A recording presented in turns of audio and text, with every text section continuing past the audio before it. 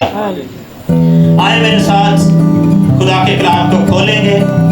मुकद्दस यूहन्ना रसूल की मार्फत लिखवाई गई इंजील और उसका 8वां बाब और उसकी 32वीं आयत मुकद्दसा हम इस जगह पर तिलावत करेंगे। मुकद्दस यूहन्ना रसूल की मार्फत लिखवाई गई इंजील और उसका 8वां बाब और उसकी 32वीं आयत मुकद्दसा हम इस जगह पर तिलावत करेंगे और कोई भी पढ़ने में रहनुमाई कर सकता है। खुदा के कलाम में यूँ लिखा है, और सच्चाई से वाकिफ होगे और सच्चाई तुमको आज़ाद करेगी। पाक कलाम का पढ़ा और सुना और समझा जाना हम सब के लिए बाइस बरकत हो। और सब बुलंद आवाज के साथ कहेंगे, खुदा सच बोलता है, खुदा सच बोलता है। खुदा आज मेरे साथ बोलने को है। आज मैं यहाँ से बहुत सी बरकत पाकर जाऊंगा, इसलिए कि खुदा बोलने को है। और जब खुदा बोलता है वो जोर बख्शता है। हालेलुया। यहाँ पर खुदा के कलाम में लिखा है, और सच्चाई से वाकिफ होगे और सच्चाई तुमको आजाद करेगी। ये कौन कह रहा है? खुदावंद यीशु मसीह ये फरमा रहे हैं कि सच्चाई से वाकिफ होगे और सच्चाई तुम्हें आजाद करेगी। इस कलाम से ये जाहिर होता है कि यीशु मसीह की ये बड़ी ख्वाहिश है कि लोग सच्चाई से वाकिफ हो जाएं। और दूसरे नंबर पर खुदावंद यीशु मसीह की ये भी बड़ी ख्वाहिश है कि जब मेरे लोग सच्चाई से वाकिफ हो जाएंगे तो वो आजाद हो जाएंगे। और जो शख्स सच्चाई से वाकिफ नहीं होता वो आजाद नहीं हो सकता, क्योंकि यहाँ पर लिखा है कि सच्चाई से वाकिफ होगी तो सच्चाई ही तुम्हें क्या करेगी? आजाद करेगी। आज आप आजाद होने वाले हैं। एक दूसरे से कहें, आप आजाद होने वाले हैं, आप आजाद होने वाले हैं। हालेलुया। सच्चाई से वाकिफ होगे तो सच्चाई तुम्हें, सच्चाई क्या है? सच्चाई खुदा का कलाम है। जब हम कलाम को अपनी जिंदगी में लेते हैं तो हर तरह के पहाड़ हट जाते हैं, कमजोर हड्डियां कुव्वत पाती हैं। हालेलुया। सच्चाई से वाकिफ होगे और सच्चाई से वाकफियत का होना ये कितना जरूरी है। और जो शख्स सच्चाई से वाकिफ हो जाता है, सच्चाई को जान लेता है, वो खुद ही आजाद हो जाता है। उसको दुआएं करने की जरूरत नहीं पड़ती कि खुदावन मुझे आजाद कर दे। खुदा जानता है कि ये सच्चाई से तो वाकिफ हो गया है, अब इसको किसी और चीज की जरूरत नहीं है। हम सच्चाई को जानते नहीं, सच्चाई से वाकफियत करने की कोशिश नहीं करते, सच्चाई के करीब नहीं आते, लेकिन आजादी के लिए दुआएं करते हैं। खुदावन मुझे आजाद कर दे, खुदावन मुझे शिफा मिल जाए, खुदावन मेरे हालात बदल जाए, खुदावन मुझे ये बरकत मिल जाए, खुदावन मुझे वो बरकत मिल जाए। सच्चाई से वाकिफ हो जाएंगे, बरकतें खुद आ रहेंगी। तो अगर हम सच्चाई से वाकिफ नहीं होंगे कोई बरकत नहीं मिलेगी, और जो बरकतें मिली हैं वही रहेगी, बरकतें रुक जाएंगी। इसलिए सच्चाई से वाकिफ होना यह बहुत जरूरी है।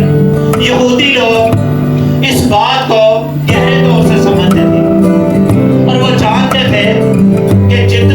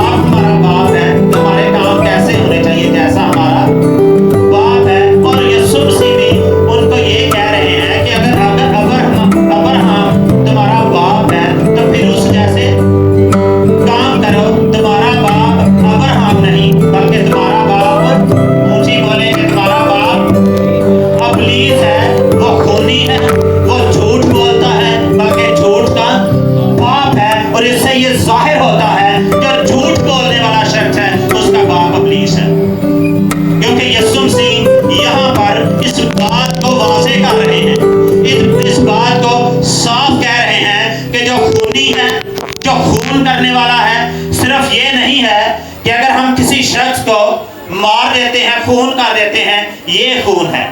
हम रूहानी भी खून करते हैं। जब हम किसी ईमानदार शख्स की ऐबजोई करते हैं, उसके बारे में गलत बातें कहते हैं, उसके बारे में हम कुछ जानते भी नहीं हैं लेकिन उसके बारे में बुरा भला कहते हैं, हम खून करते हैं, तो खूनी खुदा की बादशाही में दाखिल नहीं होगा। तो जो झूठ बोलने वाला शख्स है वो भी इब्लीस से है। इस बात को यहाँ से लेकर जाएं। एक दूसरे से कहें आज से झूठ नहीं बोलना, आज से सच बोलना है, क्योंकि यीशु कहता है कि सच्चाई से वाकिफ होगे तो सच्चाई तुम्हें। तो अगर हम झूठ बोलेंगे तो हम झूठ के क्या हैं? गुलाम हैं। और झूठ बोलने वाला शख्स इब्लीस से है, वो खुदा से नहीं है। इस बात को हमें अपने ज़हन में लेकर जाना है। और जो शख्स कमजोर है, बीमार है, परेशान है, तंगहाल है, आज वो इस जगह से बीमार नहीं जाएगा, बल्कि उसकी जिंदगी में गहरा काम होगा। और मैं बताना चाहता हूँ, बहुत से मसाहिब, बहुत से कबीले और बहुत से और भी लोग ये कहते हैं कि बाइबल मुकद्दस बदल गई है, लेकिन मैं यहाँ पर बताना चाहता हूँ कि ये बदल नहीं गई, बल्कि ये बदल देती है। सच्चाई से वाकिफ हो जाएंगे तो ये बदल देगी। हम सच्चाई से कोई वाकफियत नहीं करते, हम सच्चाई से करीब नहीं आते, कोसों दूर रहते हैं, इसको छूना पसंद नहीं करते, तो हम दूर से ही कह देते हैं ये तो बदल गई है, हम इसके करीब तो आए, इसको देखें तो सही, इससे वाकफियत तो करें। ये बदली नहीं है, बल्कि ये जिंदगियों को बदल देती है। एक औरत थी जो बहुत ही गुनहगार थी, उसको कोई पसंद नहीं करता था, उसके पास बैठना कोई पसंद नहीं करता था, उसने अपनी पहचान को खो दिया था, उसकी जिंदगी से गुनाह की स्मेल आती थी, वो बहुत ही गुनहगार औरत थी और वो अपने अंदर खौफजदा रहती, परेशान रहती, क्योंकि वो अपनी पहचान खो बैठी थी। कोई शख्स उसके पास नहीं आता था, वो किसी के पास नहीं जा सकती थी, मुआशरे की रद्द की हुई औरत थी, कोई उसको पूछता नहीं था, कोई उसके पास जाना पसंद नहीं करता था। और याद रखें, एक दिन वो यूसुफ के कुएं पर जाती है और वहां पर उसको यीशु मिल जाता है। हालेलुया। और जिस शख्स को यीशु मिल जाता है उसकी जिंदगी में तब्दीली आ जाती है। हालेलुया। फिर वो याद रखें, जिसको यीशु मिल जाता है और यीशु की बातें मिल जाती हैं, फिर वो घर नहीं बैठा रहता, दूसरों को बताता है यीशु ने मेरे साथ क्या बात की, यीशु ने मुझे क्या कहा है, यीशु ने मुझे ये कह दिया है। और आज याद रखें, यीशु आपको आजाद करना चाहता है, यीशु आपको रिहाई देना चाहता है, यीशु आपकी जिंदगी में बड़ा काम करना चाहता है। और यीशु मसीह के बारे में वो औरत नहीं जानती थी, यीशु मसीह के बारे में उस औरत को कुछ समझ नहीं थी, लेकिन याद रखें कि यीशु उस औरत को ढूंढ रहे थे।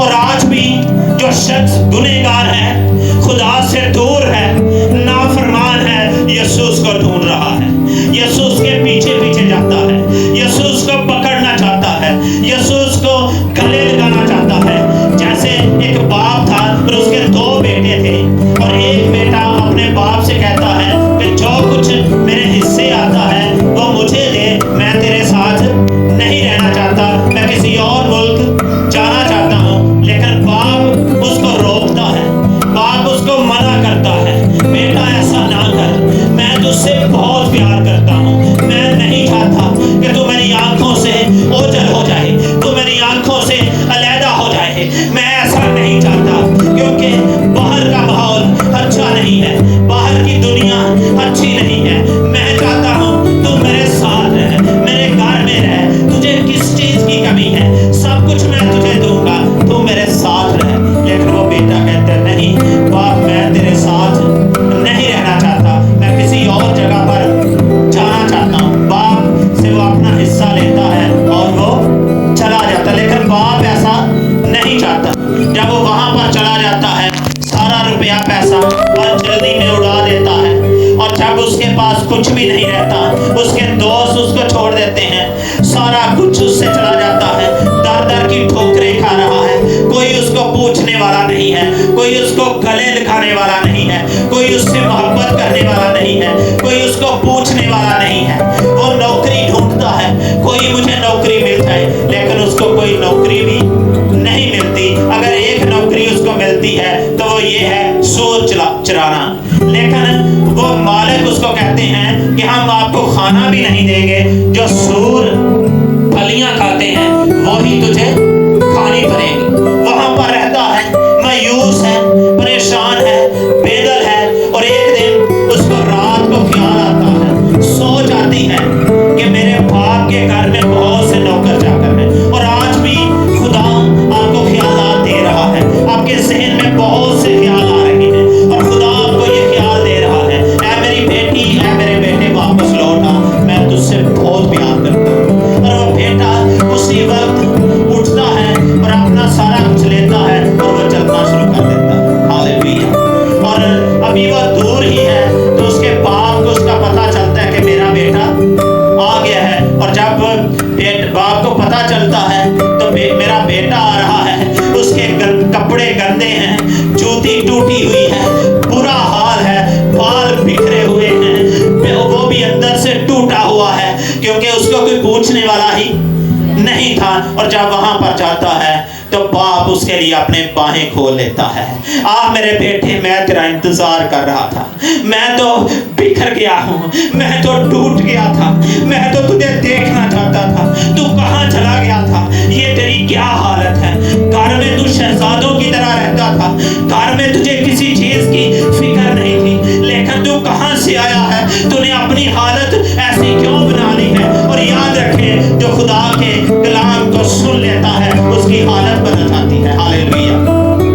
और जब बाप के पास आता है, बाप उसको अपने गले लगाता है, उससे प्यार करता है, उसको चूमता है। और मेरी बात गौर के साथ सुने, यहाँ पर बहुत से माँ बाप बैठे हैं। अगर आपका और अगर किसी का बेटा गंदा हो और उसके कपड़े फटे पुराने हो, मिट्टी में हो, तो क्या कोई उसको बाप माँ गले लगाना पसंद करेगा? तो अगर उसका अपना बेटा इस हालत में हो तो माँ और बाप क्या करेंगे? उसको अपने गले लगा लेंगे। और याद रखें कि खुदा आपको गले लगाना चाहता है। आपकी जैसी भी हालत है, आप जिस भी हालत में आए हैं, वो आज इस हालत में आपको अपने गले लगाना चाहता है। लेकिन कैसे वो गले लगाएगा? जब सच्चाई से वाकिफ। अगर हम सच्चाई से वाकिफ नहीं होंगे तो वो हमें कभी भी गले नहीं लगाएगा। जब हम सच्चाई से वाकिफ हो जाएंगे तो वो हमें गले लगाएगा, वो हमें खुशियां देगा, वो हमें तसल्ली देगा, वो हमें शादमानी देगा।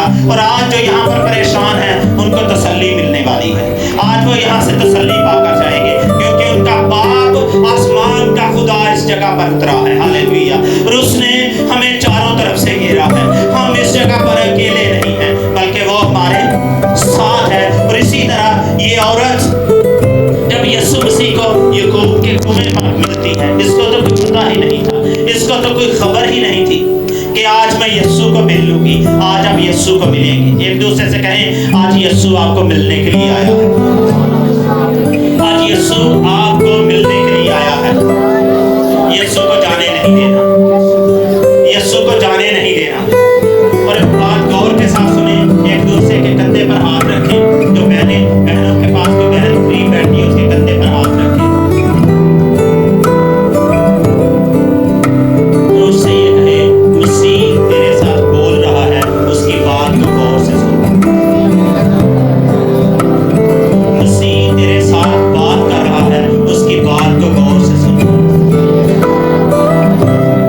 और वो सामरी औरत को यीशु मसीह के बारे में कुछ खबर नहीं थी कि मैं आज जहां पर जा रही हूं, मुझे वो मिलने वाला है जो आसमान का भी मालिक है और जमीन का भी मालिक है, जो आसमान को भी बनाने वाला है और जमीन को भी बनाने वाला है। सोना उसका है, चांदी उसकी है, हर एक चीज उसकी है। तो वो मेरा इंतजार कर रहा है। आज मसीह आपका इंतजार कर रहा है।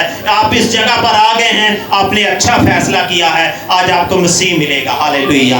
आप उसकी बात को यहाँ से सुनकर जाएंगे तो आपकी जिंदगी में बड़ा इनकलाब आएगा। हालेलुया। और यीशु मसीह याकूब के कुएं पर बैठे हैं और वो औरत दूर से आ रही है, लेकिन यीशु मसीह उस औरत का इंतजार कर रहे थे। वो औरत कब आएगी? वो औरत कहाँ पर रह गई है? यीशु मसीह की आंखें उस राह पर लगी थी, वो औरत जल्दी आ जाए। और याद रखें, यीशु भी आपका इंतजार कर रहे थे। कुछ लोगों के लिए बहुत सी रुकावटें थी, बहुत से लोगों के लिए बहुत सी प्रॉब्लम थी, और बहुत इब्लीस ने रोकने की कोशिश की। आज आप इबादत में ना जाएं। कल भी आप इबादत में गए थे, इबादत बड़ी लंबी हो गई थी, देर से इबादत खत्म हुई थी, तो आज हम नहीं जाते। ये तो इबादत का टाइम ही बहुत लंबा कर देते हैं, लेकिन आप लोग इब्लीस की बात को नहीं माना और आप यहाँ पर आ गए हैं। आप लोगों ने अच्छा फैसला किया है, और आज आपकी जिंदगी यहाँ से बदलने वाली है। आज आप यहाँ से बदल कर जाने वाले हैं। हालेलुया। और यीशु मसीह याकूब के कुएं पर बैठे हैं और उस औरत का इंतजार कर रहे हैं, लेकिन उस औरत को नहीं पता कि मेरा कोई इंतजार कर रहा है। और हर इतवार यीशु चर्च में आपका इंतजार करता रहता है, लेकिन हम लेट हो जाते हैं। आज से लेट नहीं होना, टाइम से पहले चर्च पहुंचना है। हालेलुया। यीशु हमारा इंतजार नहीं करेगा, बल्कि हम यीशु का इंतजार करेंगे। हालेलुया। फिर हम ऐसी बरकत पाएंगे, ऐसा जोर पाएंगे कि हमारे खानदान बाबरकत हो जाएंगे, हमारी जिंदगियां पर बाबरकत हो जाएंगी, हर एक जिंदगी में बड़ा काम हो जाएगा, और हमारे बच्चे अगर नाफरमान हैं वो वफादार हो जाएंगे। हालेलुया। और यीशु मसीह वहां पर इंतजार कर रहे थे उस औरत का, लेकिन उस औरत को नहीं पता मेरा कोई इंतजार कर रहा है। यीशु मसीह की आंखें उस राह पर लगी थी। और याद रखें, और मेरी बात को गौर के साथ सुने, कि जिसके साथ मोहब्बत होती है, जिसके साथ प्यार कोई शख्स करता है, चाहे वो गुनहगार हो, चाहे वो नाफरमान हो, चाहे वो जैसा भी हो, उसकी राह देखते हैं वो कब आएगा। उसकी नाफरमानियों की तरफ निगाह नहीं की जाती, बल्कि अपनी मोहब्बत की तरफ निगाह की जाती है। और यीशु उस औरत की तरफ नहीं देख रहे कि ये औरत तो 5 शोहर कर चुकी है, लेकिन अब भी जिसके पास है ये शोहर इसका नहीं है। यीशु इस बात को भी जानते थे, लेकिन यीशु फिर भी उसका इंतजार कर रहे हैं। ये मोहब्बत है। अगर हमारे साथ कोई छोटी सी ऊंची बात कर दे, हम उससे मिलना पसंद नहीं करते, हम उसके पास जाना नहीं पसंद करते, हम उससे नफरत करना शुरू कर देते हैं। इसने मेरे साथ ये बात की है, इसने मेरे बच्चे के साथ ये बात की है, इसने मेरी बेटी के साथ ये बात की है, इसने मेरे साथ ऐसा कर दिया है, अब इसने मेरे साथ ऐसा क्यों किया है, अब मैं जिंदगी भर इसके साथ बात नहीं करूंगा, अब मैं जिंदगी भर इसको नहीं मिलूंगा। इसने मेरे बच्चे को ऐसे कह दिया है, इसने मेरे बच्चे को ऐसे कर दिया है। मेरी बात गौर के साथ सुने, अगर कोई बड़ा शख्स आपके बच्चे को कुछ कहता है, उसको कभी मना ना करें, क्योंकि बड़े जब भी छोटों को रोकते हैं, अच्छी बुरी बात से रोकते हैं, अच्छी बातों से नहीं रोकते। अगर कोई बड़ा आपके बेटे को, आपकी बेटी को किसी बात से रोकता है, तो उसकी बात जरूर सुने, उसके साथ लड़ाई झगड़ा या उससे नफरत करना शुरू ना करें। और मेरी बात गौर के साथ सुने कि यीशु मसीह उस औरत के बारे में जानते थे कि ये औरत 5 शोहर कर चुकी है, लेकिन अब भी जिसके पास है ये शोहर इसका नहीं है, गुनहगार औरत है, लेकिन यीशु फिर भी उसका इंतजार कर रहे। इसकी क्या वजह थी? यीशु उससे प्यार करते थे। ये मोहब्बत की इंतहा है। हालेलुया। अगर कोई मारे भी, अगर कोई बुरा भी कहे, उसके साथ मोहब्बत करना, ये मोहब्बत की इंतहा है। और यीशु ने ऐसे ही किया है। सलीब पर उसको मारा जा रहा था, सलीब पर उसको लांछन किया जा रहा था, सलीब पर उसको कोड़े मारे गए, उसको उसकी पसली में बाला ठोका गया, सर पर कांटों का ताज रखा गया, उसको मारा गया, उसको जलील किया गया, उसको लांछन किया गया, लेकिन फिर भी वो सलीब पर कहता है, ऐ बाप इनको माफ कर, ये नहीं जानते कि क्या करते हैं। मोहब्बत की इंतहा है। हालेलुया। हमारे यीशु ने मोहब्बत की इंतहा कर दी। और मेरी बात गौर के साथ सुने, तालीम पहचान करवाती है। जैसी तालीम, इससे क्या बात है? यीशु की जो तालीम है, वो सच्चाई है, उसमें ज़मां नहीं पाया जाता, लेकिन और भी तालीमें हैं, लेकिन उनमें झूठ पाया जाता है, उनमें सच्चाई नहीं पाई जाती। और के साथ सुने, सच्चाई के पीछे कम लोग जाते हैं, लेकिन झूठ के पीछे ज्यादा लोग जाते हैं। हम सच्चाई के पीछे हैं, सच्चाई के पीछे हैं। यीशु ने कहा, कौन है जो मुझ में गुनाह साबित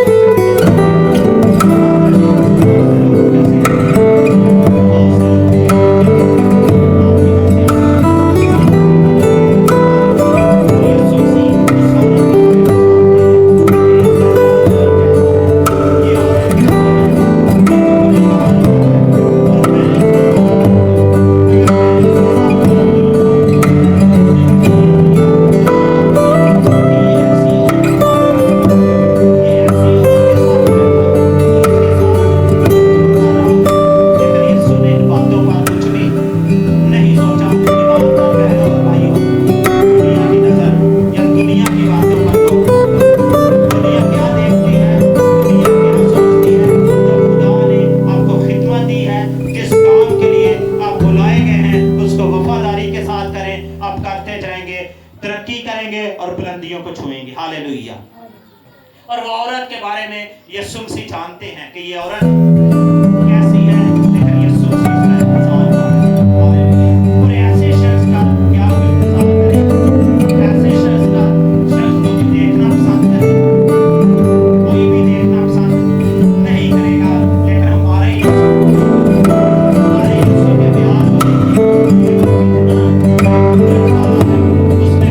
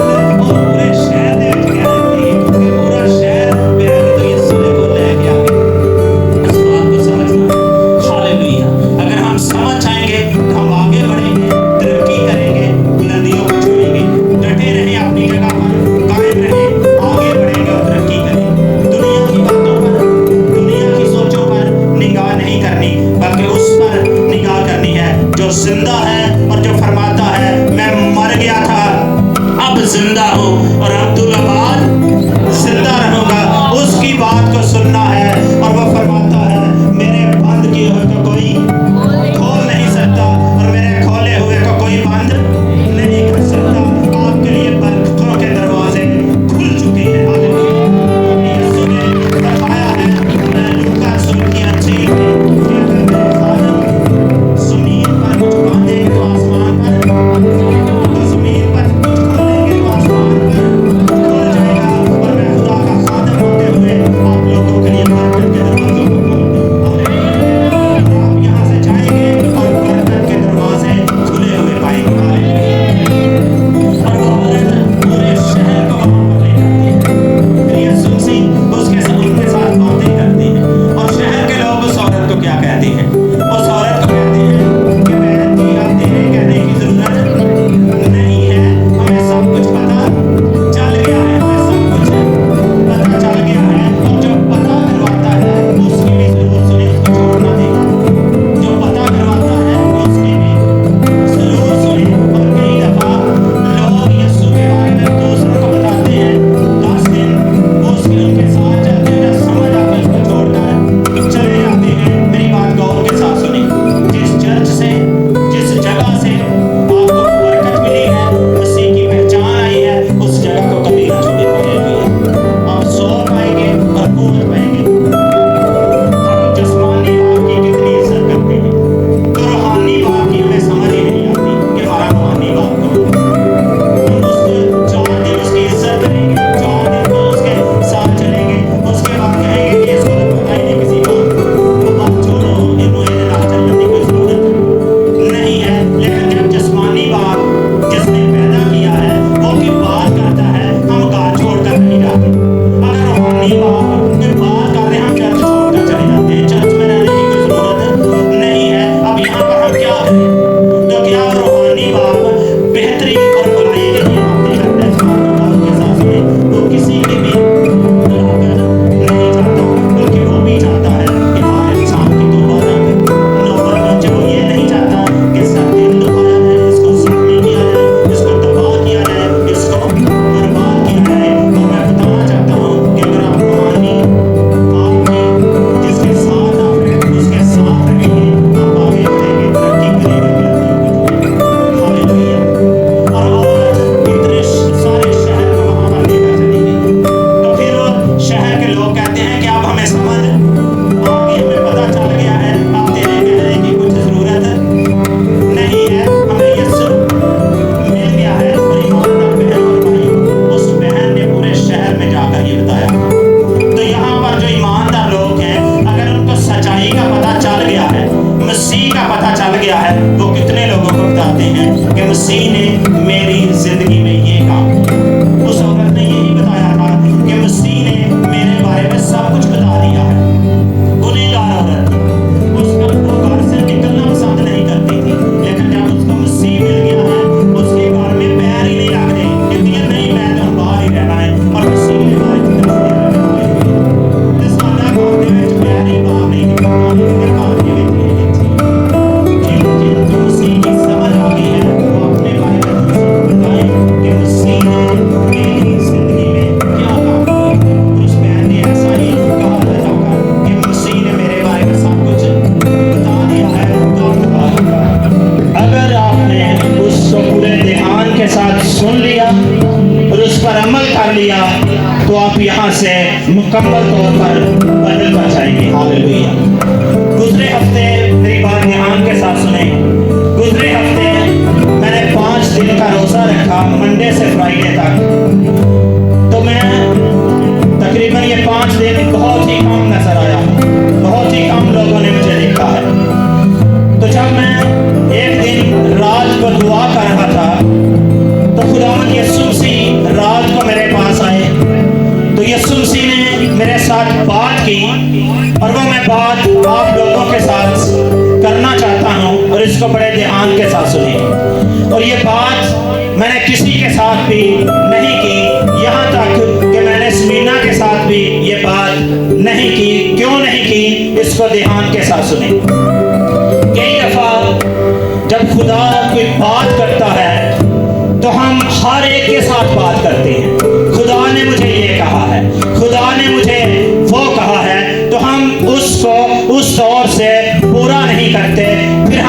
कमजोर हो जाते हैं। और जब खुदा ने मेरे साथ बात की और खुदावन ने मुझे कहा कि जो यहाँ की बेवा हैं, मैं उनके लिए बहुत फिक्रमंद हूँ, मैं उनके लिए बहुत दर्द रखता हूँ और उनको ये क्या है कि वो मेरे कलाम की वफादारी करें, मैं घर में ही उनको सब कुछ दूंगा। हालेलुया। और आज का जो हदिया होगा ये हमारे चर्च के लिए और मिनिस्ट्री के लिए नहीं होगा। यहाँ पर हम 3 बेवा को ये हदिया देंगे। ये हमारे चर्च के लिए, ये हमारी मिनिस्ट्री के लिए नहीं होगा, ये उन बेवा के लिए होगा। और यहाँ पर 3 भाई हैं, वो इस हदिये को तकसीम करेंगे और उन बहनों को वो कल इस जगह पर देंगे आप लोगों के सामने। तो जो भी खुदा आपको तौफीक देता है, हम हदिया उठाएंगे और उसके बाद हम दुआ करेंगे। हालेलुया। और हम हदिया उठाएंगे और उसके बाद हम दुआ करेंगे। भाई जशान से मैं कहूँगा कि वो यहाँ पर आएंगे और जिंदा खुदा की प्रस्तश करेंगे। और जो भी खुदा आपको तौफीक बख्शता है, आपने वो हदिया डालना है।